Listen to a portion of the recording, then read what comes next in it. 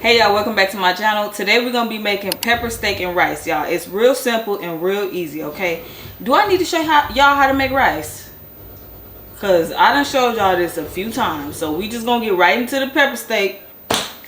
Anyways, make sure y'all get my cookbook. It is on Amazon and it is linked below digitally. You can search my name of the book, you can search the title of the book, Get Cooking and Keep Cooking. Without further ado, y'all, let's go. Am I really that much to handle? Breaking these niggas down like a camel. You don't really know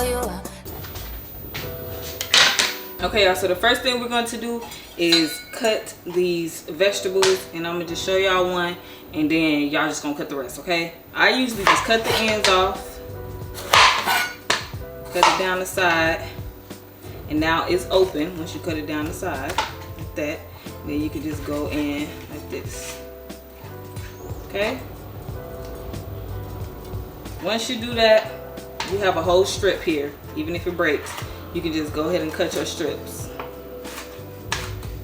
One thing about pepper steak is if you don't like bell peppers, this ain't the meal for you.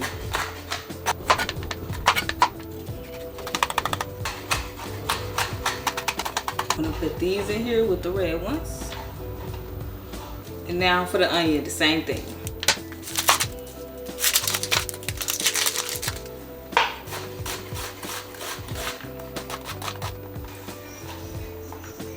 Okay, so with the meat, we're just gonna cut strips.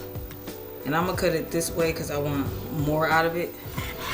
We're just gonna cut small strips like this.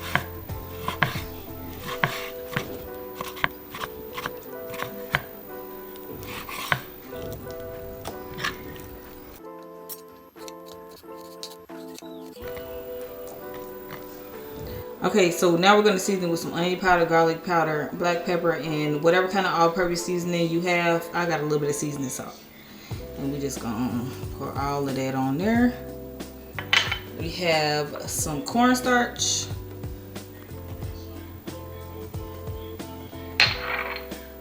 And some Worcestershire.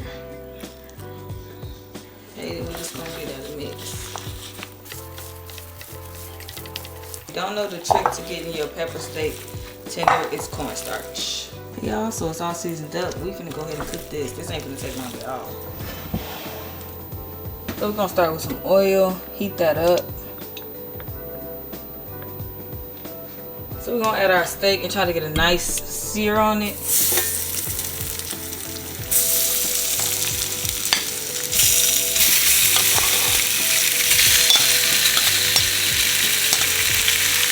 You want to try to get it as flat as possible. So we want to sear this for about 5 to 6 minutes, and then we're going to remove it and let it finish cooking later. And what I like to do is not let it move for a couple minutes so that I can get a nice sear. Like that. See?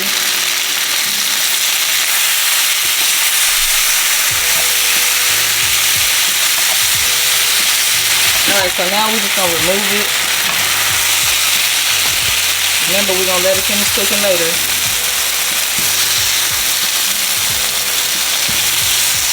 We're going to add a tad bit more oil. Turn it down a bit. We're going to add our vegetables. Also adding some mushrooms.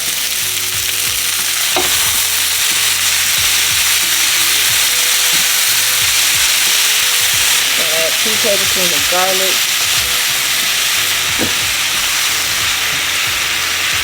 Alright, so we're going to add the meat back in.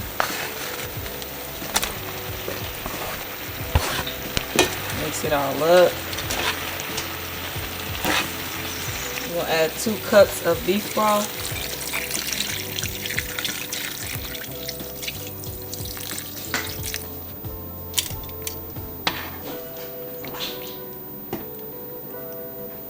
I probably should use a bigger pan, huh?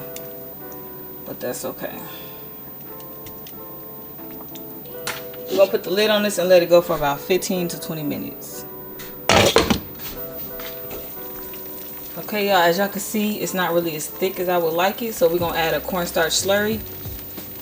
Y'all, this is the cornstarch I'm using, by the way. Is it blurry? There we go. We're just gonna add 1 tablespoon of cornstarch and 1 tablespoon of water, okay? We mix that together in here like this. Make sure ain't no clumps. Just gonna pour that on in there. Mix that up. Then we're gonna cook this for another 5 minutes with the lid on. Okay, y'all. Y'all can see now it's pretty thick.